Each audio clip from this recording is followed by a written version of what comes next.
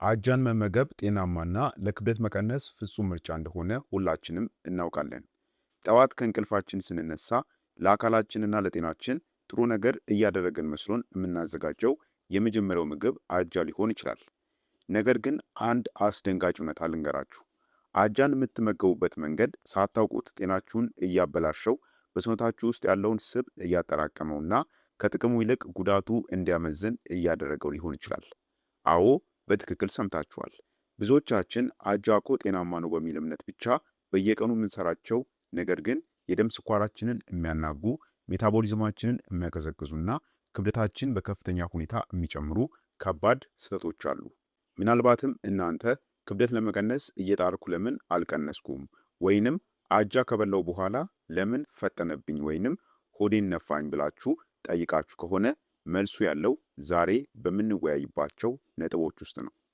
በዚህ ቪዲዮ ውስጥ አጃ ስትመገቡ የምትሰሯቸውንና ጥቅሙን ሙሉ በሙሉ ወደ ጉዳት የሚቀይሩ 5 ከባድ ስህተቶችን ሳይንሳዊ በሆነ መንገድ አንድ በአንድ እንመረምራለን። ቪዲዮውን እስከ መጨረሻው ከተከታተላችሁ የአጃን እውነተኛ የተፈጥሮ ኃይል እንዴት በአግባቡ መጠቀም እንደምትችሉና የምትሰሯቸውንም ስህተቶች እንዴት እንደምታርሙ ሙሉ ግንዛቤን ታገኛላችሁ። ስለሆነም ቆይታችሁ ከኔ ጋር ይሁን። መልካም ቆይታ። አንደኛ ስህተት፣ የተሳሳተ የአጃ አይነትን መምረጥ። የመጀመሪያውና ዋነኛው ስህተት የሚጀምረው ገበያ ላይ ለጤናችን የሚሆነውን የአጃ አይነት ስንመርጥ ነው። ብዙዎቻችን ሱፐርማርኬት ስንሄድ በአንድ ደቂቃ ውስጥ የሚደርስ ወይንም ልክ የሙቅ ውሃ ሲጨመርበት የሚበስል ተብሎ የተጻፈበትንና በፍጥነት የሚደርሰውን አጃ ማለትም ኢንስታንት ኦትስ እንመርጣለን። ምክንያቱም ጠዋት ለስራ ስንቸኩል ጊዜ ይቆጥብልናል። ነገር ግን ይህ የምግብ ምርጫ ሳይሆን የጤና ወጥመድ ነው። ይህ በፍጥነት የሚደርሰው አጃ እዚህ ደረጃ ላይ ከመድረሱ በፊት በፋብሪካ ውስጥ እጅግ ከፍተኛ የሆነ የመቀነባበር ሂደት ወይንም ሄቪ ፕሮሰሲንግ ውስጥ ያልፋል። አጃው ተቀቅሎ ደርቆ ከዚያም በጣም በቀጭኑ ተቀጥቅጦ ይዘጋጃል። በዚህ ሂደት ውስጥ አጃው በውስጡ የያዛቸውና ለሰውነታችን እጅግ ጠቃሚ የሆኑትን ተፈጥሯዊ ፋይበሮች ሙሉ በሙሉ ያጣቸዋል። ፋይበር የሌለው አጃ ደግሞ ልክ እንደ ነጭ ዱቄት ወይንም እንደ ስኳር ነው የሚቆጠረው። ይህንን ፈጣን አጃ ስንመገብ ሰውነታችን ሳይለፋ በፍጥነት ያደቀዋል። ይህም በደማችን ውስጥ ያለው ስኳር ማለትም ብለድ ሹገራችን በአንዴ በከፍተኛ ሁኔታ ጥቅጥቅ ብሎ እንዲጨምር ወይንም ስፓይክ እንዲያደርግ ያደርገዋል ማለት ነው። ይህ ሲሆን ሰውነታችን ስኳሩን ለመቆጣጠር ኢንሱሊን የተባለውን ሆርሞን በከፍተኛ መጠን ይረጫል። ኢንሱሊን ደግሞ በደማችን ውስጥ ያለውን ስኳር ሙሉ በሙሉ በአንድ ጠራርጎ ወደ ስብነት ቀይሮ በሆዳችንና በዳሌያችን ላይ እንዲቀመጥ ያደርገዋል ማለት ነው። በዚህም ምክንያት ነው አጃ እየበላችሁም እንኳን ሆዳችሁ ሊቀንስ ያልቻለው። ከዚህም በላይ ይሄ አጃ በፍጥነት ተፈጭቶ ስለሚያልቅም ከተመገባችሁት ከ30 ደቂቃ ወይንም ከአንድ ሰዓት በኋላ ከባድ የረሃብ ስሜትና የድካም ስሜትን ያሰማችኋል። በተጨማሪም እነዚህ የታሸጉ ፈጣን አጃዎች እንዲጣፍጡ ተብለው በውስጣቸው የተሸሸገ ከፍተኛ ስኳር፣ የኬሚካል ማጣፈጫዎችና የመጠባበቂያ ንጥረ ነገሮችም ይጨመርባቸዋል። ስለዚህ ትክክለኛው ምርጫ ምንድን ነው? ሁልጊዜ በፋብሪካ ብዙ ያልተቀነባበሩትን ጥቅል አጃዎችን ማለትም ሮልድ ኦትስ ወይም ደግሞ ሙሉ የአጃ ፍሬዎችን መምረጥ አለባችሁ። እነዚህ አጃዎች ለመብሰል ከ10 እስከ 15 ደቂቃ ሊወስዱ ይችላሉ። ነገር ግን ተፈጥሯዊ ፋይበራቸው ስላልተሰበረ በሆዳችን ውስጥ ቀስ እያሉ የሚፈጩ ይሆናል ማለት ነው። ይህ ደግሞ ደማችን ውስጥ ያለው ስኳር ሳይዋዥቅ ቀኑን ሙሉ የተረጋጋ ጉልበትና የጥጋብነት ስሜትም እንዲኖረን ያደርጋል ማለት ነው። ይህ የመጀመሪያው የምንሰራው ትልቅ ስህተት ነው። ሁለተኛ ስህተት፣ አጃን ያለ ፕሮቲንና ጤናማ ስብ መመገብ። ሁለተኛው ከባድ ስህተት አጃን የምናዘጋጅበት የንጥረ ነገር ስብጥር ላይ የሚሰራ ስህተት ነው። አብዛኞቻችን አጃን በውሃ ብቻ ቀቅለን ወይም ደግሞ ምንም አይነት ሌላ ተጨማሪ ምግብ ሳናደርግበት ብቻውን እንመገበዋለን። አጃ እኮ በራሱ ሙሉ ምግብ ነው ብለን እናስባለን። ነገር ግን ይህ ትልቅ የምግብ ሳይንስ ስህተት ነው። አጃ ምንም እንኳን በጣም ጤናማ ፋይበርና የካርቦሃይድሬት ምንጭ ቢሆንም በውስጡ የያዘው የፕሮቲንና የጤናማ ስብ መጠን ግን እጅግ በጣም አነስተኛ ነው። አንድም ምግብ ብቻውን ካርቦሃይድሬት ብቻ አድርገን ስንመገበው ሰውነታችን ምግቡን የመፍጨትና ወደ ደም የማስገባት ሂደቱ በጣም ፈጣን ይሆናል። ይህ ማለት ምንም ያክል ሮልድ ኦትስ ወይንም ጥሩን አጃ ብትመገቡ እንኳን ያለ ፕሮቲንና ያለ ስብ ብቻውን ከተበላ በሆዳችሁ ውስጥ ረጅም ሰዓት ሊቆይ አይችልም ማለት ነው። በፍጥነት ተፈጭቶ ያልቃል። በዚህ ምክንያት ከተመገባችሁት ከሁለት ወይንም ከሶስት ሰዓት በኋላ ሆዳችሁ ባዶ እንደሆነ ይሰማችኋል። አልፎ ተርፎም ጉልበታችሁ የመውረድና የመድከም ስሜትን ያሳያል ማለት ነው። ጉልበት ስላችሁ አቅማችሁ ማለት ነው። ይህ ሲሆን ደግሞ ቀን ላይ የምታገኙትን ማንኛውም ምግብ በከፍተኛ ፍጥነት እንድትመገቡ ወይንም ካሎሪ እንድትመኙ ያደርጋችኋል ማለት ነው። ይህንን ችግር ለመፍታትና አጃው እውነተኛ የክብደት መቀነሻ እንዲሆን ምን ማድረግ አለብን ከተባለ መፍትሄው በጣም ቀላል ነው። አጃችን ላይ ሁልጊዜ የፕሮቲንና የጤናማ ስብ ምንጮችን ማጣመር አለብን።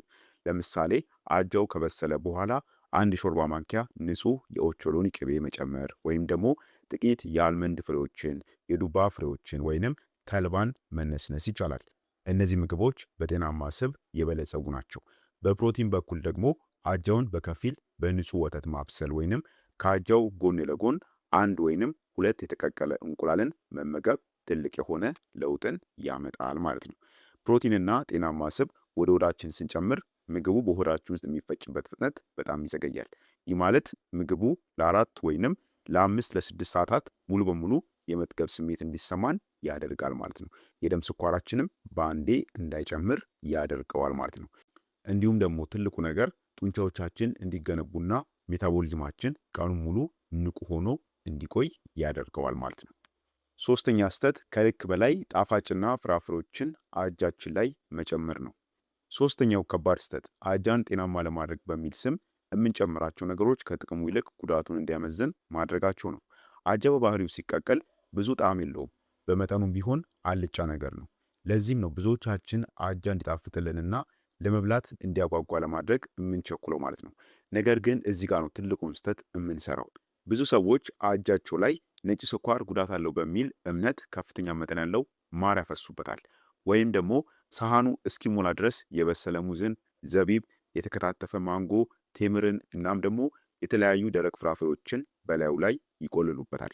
አዎ እነዚህ ምግቦች ተፈጥሯዊና ጤናማ እንደሆኑ ይታወቃል። ነገር ግን በምግብ ሳይንስ ሕግ መሰረት ተፈጥሯዊም ይሁኑ አይሁኑ ከመጠን በላይ ወደ ሳህናችን የምንጨምራቸው ጣፋጮች ሙሉ በሙሉ ከፍተኛ የሆነ የፍሩክቶስ እናም የግሉኮስ የተባለ ስኳር ይዘው ነው የሚመጡት። አጃው ላይ ፍራፍሬዎቹንና ማርን ያለ ገደብ ስንጨምር ያ የምንመገበው ቁርስ ከጤናማ ምግብነት ተቀይሮ ልክ እንደ ትልቅ ኬክ ወይንም አይስክሬም ከፍተኛ የስኳር ክምችት ይሆናል ማለት ነው። ይህ ሁሉ ስኳር በአንዴ ወደ ሰውነታችን ሲገባ ጉበታችን ከተገቢው በላይ ይጨነቃል። ጉበታችን ደግሞ ከልክ በላይ የመጣውን ፍሩክቶስ የተባለውን የፍራፍሬ ስኳር በቀጥታ ወደ ትራይግላይሰራይድ ወይንም ወደ ስብነት ይቀይረዋል። ይህ ስብ ደግሞ በጉበታችን ዙሪያና በሆዳችን ተከማችቶ ለቦርጭ መፈጠር፣ ለጉበት ስብ በሽታ እናም ለኢንሱሊን ሬዚስታንስ ችግር ምክንያት ይሆናል ማለት ነው። በአጭሩ አጃ እየበላችሁ የሆዳችሁ ስብ ሊቀንስ ያልቻለው ሳህናችሁ ላይ በምትጨምሩት ጣፋጭ ብዛት ምክንያት ሊሆን ይችላል ማለት ነው። ታዲያ መፍትሄው ምንድን ነው ካላችሁ አጃችንን ጤናማና ጣፋጭ ለማድረግ መጀመሪያ መጠኑን መቆጣጠር አለብን። ማር የምንጠቀም ከሆነ ከአንድ ሻይ ማንኪያ በላይ መሆን የለበትም። ፍራፍሬዎችን ስንመርጥ ደግሞ እንደ እንጆሪ ያሉ አነስተኛ ስኳርና ከፍተኛም አንቲኦክሲደንት ያላቸውን ፍራፍሬዎች መምረጥ ይኖርብናል። ሙዝ የምንጨምር ከሆነ ደግሞ ግማሽ ወይም ደግሞ አንድ ፍሬ ሙዝን መጠቀም በቂ ነው። በተጨማሪም ምንም አይነት ካሎሪና ስኳር ሳትጨምሩ ምግቡ እጅግ በጣም ጥሩ መዓዛና ጣዕም እንዲኖረው የሚያደርገው ደግሞ ቀረፋን መጠቀም ነው። ይህ ትልቅ የሆነ ለውጥን ያመጣላቸዋል። ቀረፋ ጣዕም ከመስጠቱም በላይ የደም ስኳራችንን እንዲረጋጋ የሚያደርግ ተፈጥሯዊ ኃይል አለው ማለት ነው። አራተኛ ስህተት መጠኑን አለመቆጣጠር ነው። አራተኛው ከባድ ስህተት አጃ ጤናማ ስለሆነ ብቻ የፈለግነውን ያክል መመገብ እንችላለን ብሎ ማሰብ ነው። በምግብና በጤናው ዓለም ውስጥ ትልቅ የተሳሳተ አመለካከት አለ። እሱ ምንድን ነው? አንድ ምግብ ጤናማ ከተባለ መጠኑን መጠበቅ አያስፈልግም ብሎ ማመን ነው። ነገር ግን እውነታው ፍጹም የተለየ ነው። አጃ ምንም እንኳን በንጥረ ነገር የበለጸገ እጅግ ድንቅ ምግብ ቢሆንም በውስጡ ግን ከፍተኛ የካሎሪ ክምችት ያለው እህል ነው። ብዙ ሰዎች ክብደት ለመቀነስ በሚያደርጉበት ጥረት ጠዋት ላይ በትልቅ ሳህን ሞልተው ከአንድ ሲኒ ወይንም ከሁለት ሲኒ በላይ አጃን ቀቅለው ሲመገቡ ይታያል። ሳያውቁት ጤናማ ምግብ እየተመገብኩ ስለሆነ ምንም ችግር የለውም ይላሉ። አጃን ያለምንም ልኬት በትልቅ ሳህን አግበስብሰን የምንመገበው ከሆነ ሳናስተውለው ከአንድ ትልቅ በርገር ወይንም ከፓስታ በላይ ከፍተኛ ካሎሪ ወደ ሰውነታችን እያስገባን ሊሆን ይችላል። ይህ ደግሞ ክብደት ለመቀነስ የምታደርጉትን ጥረት ሙሉ በሙሉ መናኛ ያደርገዋል ማለት ነው። በተቃራኒው የሰውነት ክብደትና ስብ እንድትጨምሩ ያደርጋቸዋል። በተለይ አጃ ስንቀቅል ውሃ ወይንም ወተት ስለሚመጥ መጠኑ በከፍተኛ ሁኔታ ያብጣል። ለምሳሌ ግማሽ ሲኒ ያልበሰለ አጃ ስንቀቅለው ሙሉ ሳህን ሊሆን ይችላል። ስለዚህ ስህተቱን ለመከላከል ልኬታችን መሆን ያለበት አጃው ከተቀቀለ በኋላ ሳይሆን ሳይበስል በደረቁ እያለ ነው ማለት ነው። ታዲያም ለአንድ መካከለኛ ሰው በአንድ ጊዜ የሚመከርና ለጤና እንዲሁም ለክብደት ቁጥጥር ፍጹም የሆነው የአጃ መጠን አንድ ስኒ በግማሽ ከ40 እስከ 50 ግራም ያልበሰለ ደረቅ አጃ ብቻ ነው። ብዙ ድረገጾች ላይ አንድ ኩባያ መመገብ ትችላላችሁ ተብሎ ይጻፋል።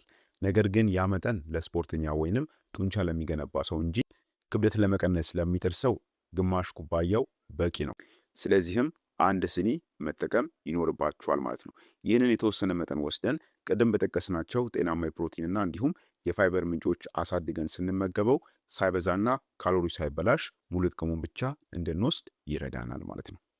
አምስተኛ ስህተት አጃን ሳይዘፈዝፉ በቀጥታ ማብሰል። አምስተኛውና ብዙዎቻችን ፈጽሞ ማናስተውለው ነገር ግን የአጃን ጥቅም ወደ ዜሮ የሚያወርደው ከባድ ስህተት አጃን ከመቀቀላችን በፊት በውሃ ዘፍዝፎ አለማቆየት ነው። ጠዋት ከእንቅልፋችን ስንነሳ ጊዜ ለመቆጠብ በማሰብ አጃውን በቀጥታ ከማሸጊያው አውጥተን ወደ ድስት ወይንም ወደ ማይክሮዌቭ እንከተዋለን። ነገር ግን ይህንን በማድረጋችን ብቻ ከአጃው ልናገኝ የምንችለው እጅግ ጠቃሚ ንጥረ ነገር በገዛ እጃችን እየገደልን መሆኑን አናውቀውም። በምግብ ሳይንስ ጥናት መሰረት በአጃና በሌሎች ጥራጥሬዎች ውስጥ ፋይቲክ አሲድ የተባለ ተፈጥሯዊ ንጥረ ነገር ይገኛል። ይህ አሲድ ለተክሉ እንደ መከላከያ ሆኖ የሚያገለግል ቢሆንም በሰውነታችን ውስጥ ግን እንደ ጸረ ንጥረ ነገር ማለትም አንቲ ኒውትረንት ነው የሚታየው። ፋቲክ አሲድ በአጃው ውስጥ ያሉትን እንደ አይረን፣ ዚንክ፣ ካልሽየም እና ማግኒዥየም ያሉ እጅግ ወሳኝ የሆኑ ማዕድናትን በኃይል ጠፍንጎ ይይዛቸዋል። በዚህ ምክንያት አጃውን በቀጥታ ቀቅልን ስንበላው ሰውነታችን እነዚህ ማዕድናት በቀላሉ ሰብሮ መምጠጥ አይችልም ማለት ነው። ምግቡ ምንም ሳይጠቅመን በቆሻሻ መልክ ተወግዶ ይወጣል ማለት ነው። ታዲያ ይህንን ችግር እንዴት በቀላሉ መፍታት እንችላለን ከተባለ መፍትሄው በጣም ቀላልና ወጪ የማይጠይቅ ነው። አጃችንን ከመቀቀላችን በፊት ቢያንስ ለጥቂት ሰዓታት በውሃ ዘፍዝፎ ማቆየት ነው። አጃው በውሃ ውስጥ ለረጅም ሰዓታት ሲቆይ በውስጡ ያለው ፋይቲክ አሲድ ሙሉ በሙሉ ይሰባበራል፣ እንዲሁም የሚጠፋ ይሆናል ማለት ነው። ይህ ሲሆን በአጃው ውስጥ የታሰሩት ማዕድናት ነፃ ይወጣሉ። ሰውነታችንም ምግቡን በሚገባ ተመግቦ ጥቅሙን በቀላሉ እንዲያገኝ መንገድ ይከፍትለታል ማለት ነው። ስለሆነም እንግዲህ አጃን ስንመገብ እነዚህን 5 ወሳኝ ስህተቶችን ፈጽሞ ማድረግ የለብንም ማለት ነው። ለምን? ጉዳት ኖሮት ሳይሆን ከአጃ የምናገኘውን ጥቅም ወደ ዜሮ ይቀንስብናል ማለት ነው። ስለዚህ እነዚህ ስህተቶች ማስተዋል ይኖርብናል። አጃንም በትክክለኛው መንገድ ጠዋት ላይ ለቁርሳችን መመገብ ይጠበቅብናል ማለት ነው። ቪዲዮ ጠቃሚና አስተማሪ ሆኖ ካገኛችሁት ለሌሎችም እንዲደርስና ሌሎችም እንዲማሩበት በቅንነት ሼር አድርጉላቸው። ለዛሬ በዚህ ብቃን። በቀጣይ ደግሞ በሌላ አስተማሪ በሆነ የጤና ትምህርት የምንገናኝ ይሆናል። እስከዛው በጤና ቆዩልኝ። ቸር ሰንብቱ።